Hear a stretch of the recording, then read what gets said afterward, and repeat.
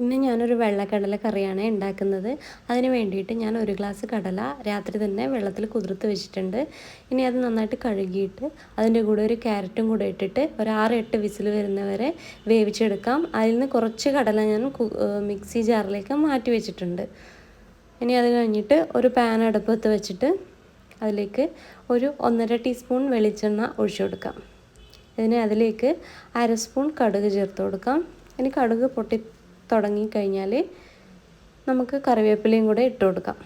അതിലേക്ക് ഇഞ്ചി വെളുത്തുള്ളി ചതച്ചത് ഇട്ട് കൊടുക്കാം. ശേഷം ഒരു സവാളയും ഒരു 4 പച്ചമുളകും ചേർത്തിട്ടുണ്ട്. നിങ്ങളുടെ എരിവിനനുസരിച്ച് പച്ചമുളക് കൂട്ടുകയോ കുറയ്ക്കുകയോ ചെയ്യാം.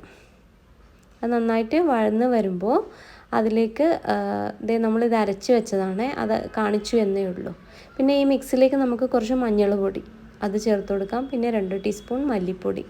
അത് എന്നിട്ട് പച്ചമണം മാറുന്നവരെ നന്നായിട്ട് വഴറ്റി കൊടുക്കണം.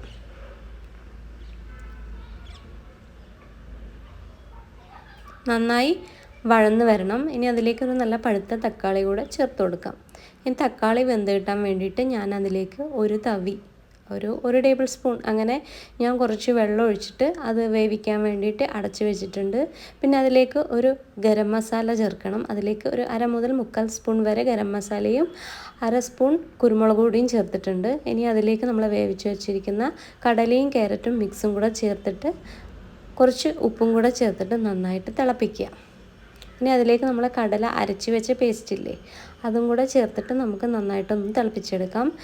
അവസാനം നമുക്ക് കുറച്ച് കട്ടി തേങ്ങാപ്പാൽ ഒഴിച്ചിട്ട് അധികം തിളപ്പിക്കേണ്ട ആവശ്യമില്ല, പിന്നീട് നമുക്ക് വാങ്ങി വയ്ക്കാവുന്നതാണ്. ഇത് നല്ലൊരു ടേസ്റ്റി ആയുള്ള ഒരു വെള്ളക്കടല കറിയാണ്. ഇത് പൊറോട്ടേൻ്റെ കൂടെ, ചപ്പാത്തീൻ്റെ കൂടെ, ഇടിയപ്പം, അപ്പം ഇവയുടെ കൂടെയെല്ലാം നല്ലൊരു ടേസ്റ്റിയായ കറിയാണ്. ഞാനിപ്പോൾ ചപ്പാത്തിയുടെ കൂടെയാണ് ഉണ്ടാക്കിയിരിക്കുന്നത്. നല്ലൊരു ടേസ്റ്റിയായ കറിയാണ്. അപ്പോൾ എല്ലാവരും ഉണ്ടാക്കി നോക്കണം. അപ്പം വീണ്ടും വേറൊരു വീഡിയോ ആയിട്ട് വരുന്നവരെ ബായ്.